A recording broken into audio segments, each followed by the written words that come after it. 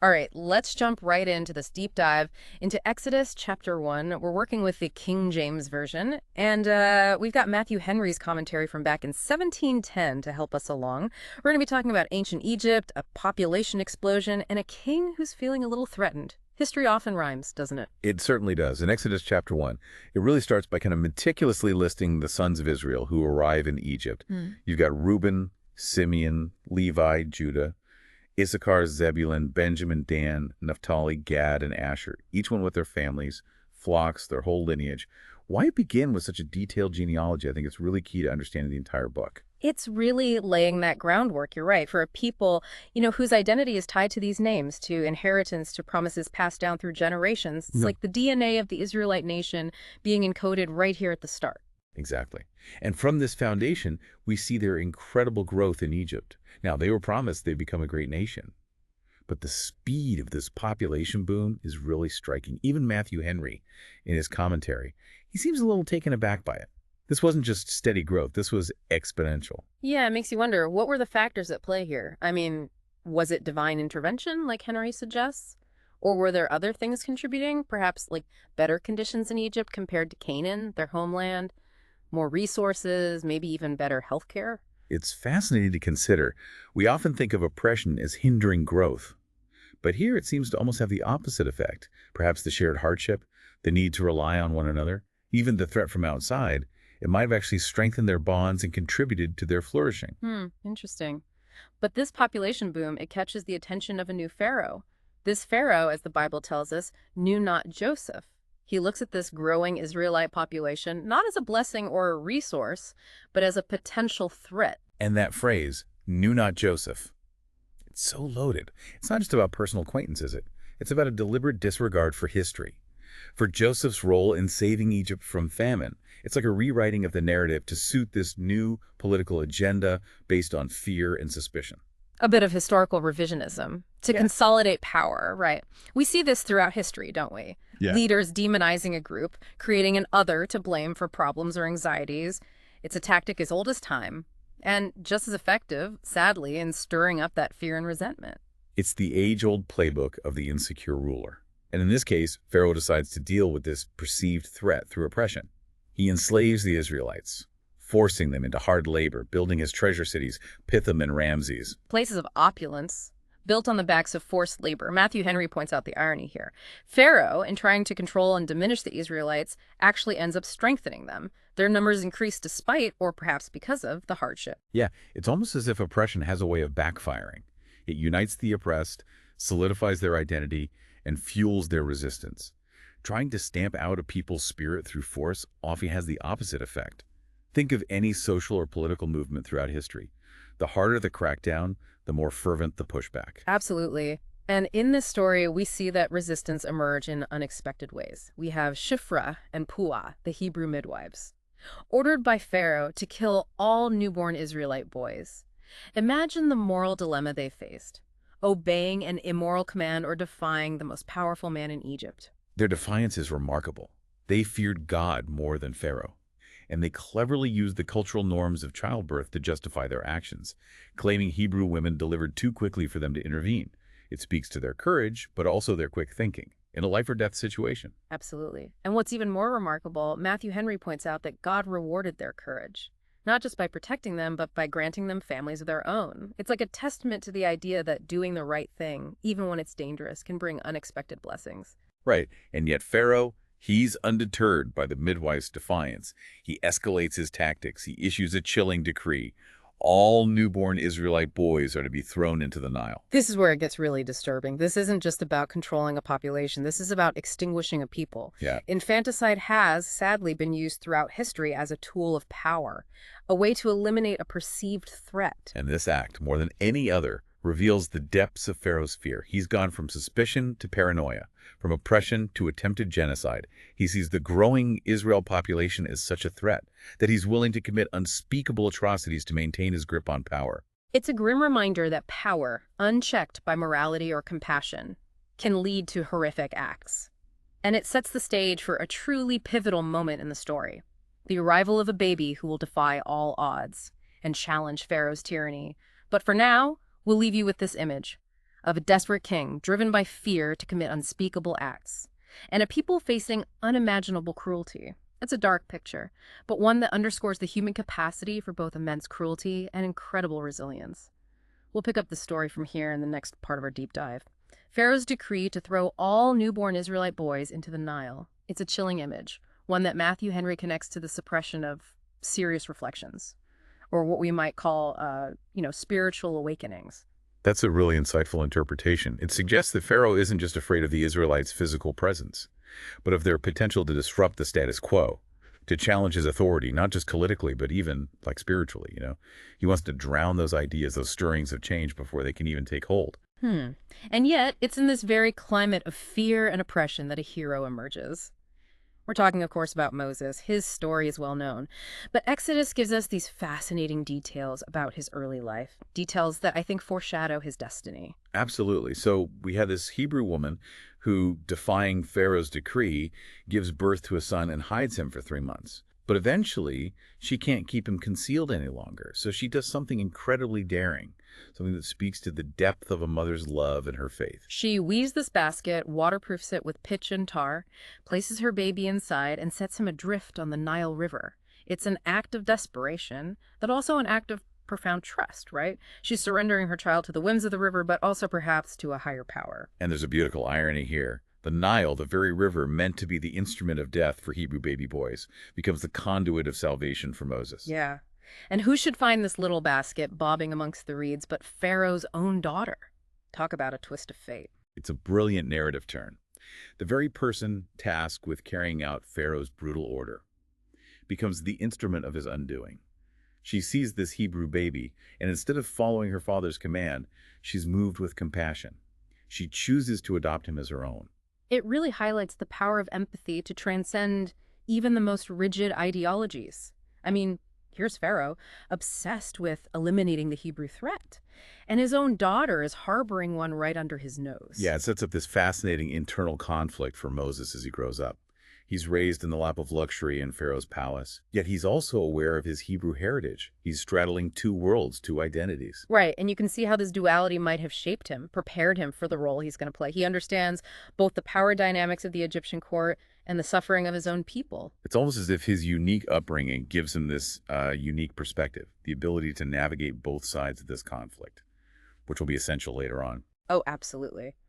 But before we get to Moses' epic journey, I'm struck by how Exodus, amidst all this drama, also gives us these glimpses into everyday life in ancient Egypt. We hear about these treasure cities, Pithom and Ramses. And these weren't just mythical places.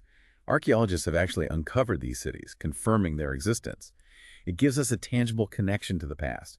We can see the grandeur of Egyptian architecture, the sophistication of their civilization. But we also see the darker side of this grandeur, right? The forced labor that built these cities, the backbreaking toil of the Israelites making bricks, constructing monuments to Pharaoh's power. Yeah, it's a reminder that the magnificent structures we marvel at throughout history often came at a tremendous human cost. The comfort and luxury of the elite were built on the backs of the oppressed and exploited. It's a sobering thought, and yet even in the midst of this suffering, we see those sparks of defiance, those acts of resistance that keep hope alive. We've already talked about the midwives, but there's also that unnamed Hebrew mother who entrusted her baby to the Nile. Her story, though brief, is incredibly powerful. It speaks to the courage and ingenuity of women, their willingness to risk everything to protect their children. And her act of faith, however desperate, ultimately sets in motion a chain of events that will change the course of history. It's like a ripple effect, a single act of defiance leading to something much larger. And that brings us back to Moses, raised as an Egyptian prince, but with this hidden heritage that's bound to surface. It's almost like a ticking time bomb waiting to explode. Precisely. And Exodus doesn't make us wait long for that explosion. We're told that when Moses grew up, he went out to see his brethren, the Israelites, toiling under Egyptian rule. He sees their suffering firsthand.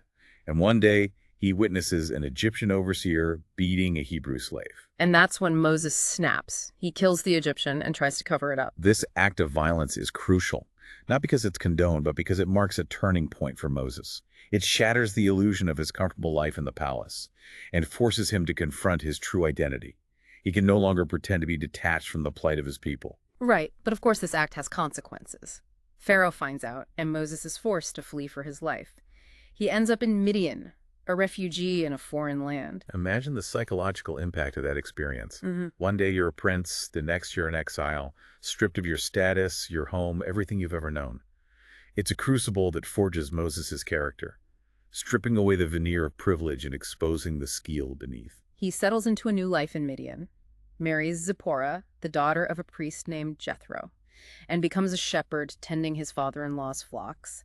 It seems like he's finally found some peace, some semblance of normalcy. But that peace is about to be shattered.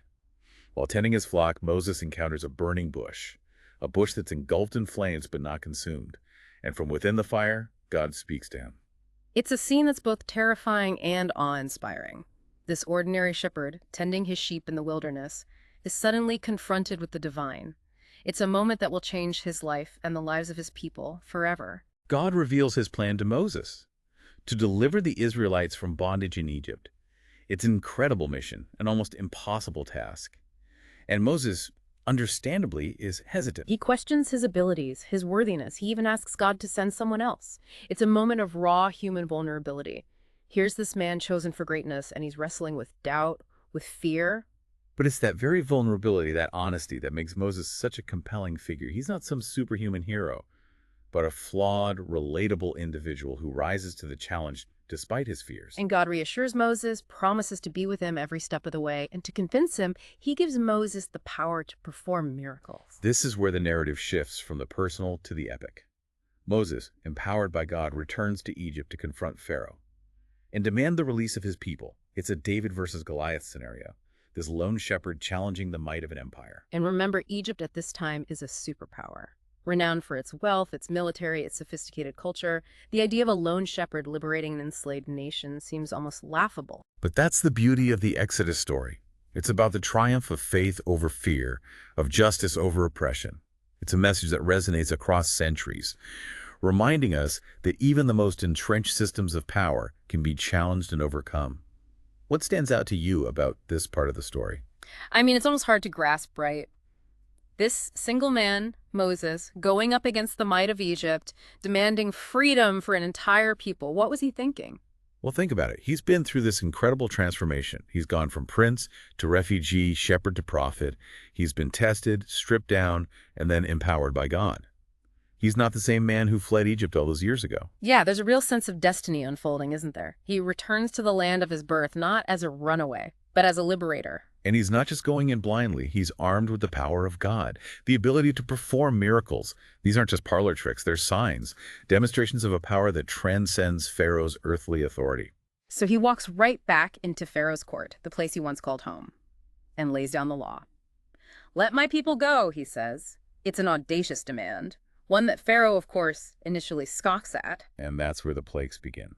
Now, some might see these plagues as simply divine punishment, but I think there's more to it than that. They're targeted, specific, each one challenging a particular aspect of Egyptian power or belief. Like the Nile turning to blood.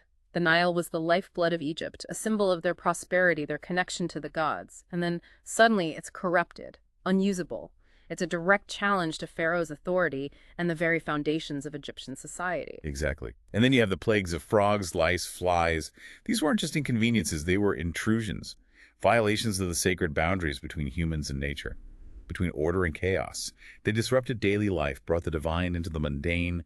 And it's interesting that each time Pharaoh seems to waver, to almost relent, Yeah. but then hardens his heart again. It's as if he's caught in this struggle between his own pride, his desire to maintain control, and the undeniable evidence of a power greater than his own. It's a classic depiction of the battle between human will and divine will.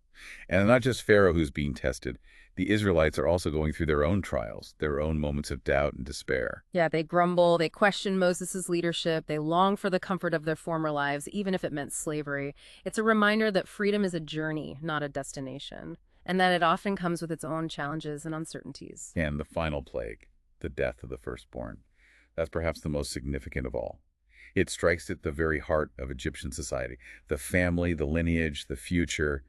It's a devastating blow, one that finally breaks Pharaoh's resistance. He relents, allows the Israelites to leave, and then, of course, immediately regrets it, and sets off in pursuit. Which leads us to that iconic scene at the Red Sea.